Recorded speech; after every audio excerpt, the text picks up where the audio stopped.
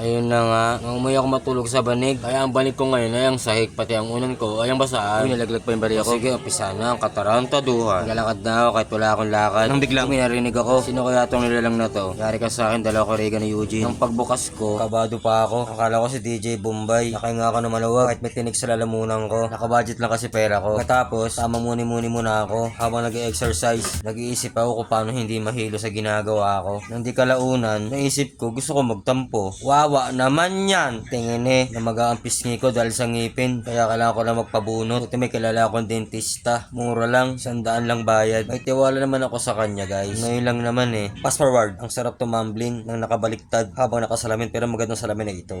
Tapos habang kinakausap ako ni JJ, may kausap din ako. Tapos yung kausap ko, may kausap. Tapos yung kausap niya, di nakikinig. Kaya ang lumalabas, wala kaming makausap. Ayun, nakatulala ako habang naghahalo ng pansit canton. Antok pa ako Kaya hinalo ko lang yung mga ingredients habang nakahiga ako. Pwede naman, di ba? Perfect nga Uy, may juice. Palagi lang tayo manalangin para gabayan tayo. Okay? Sira ulo!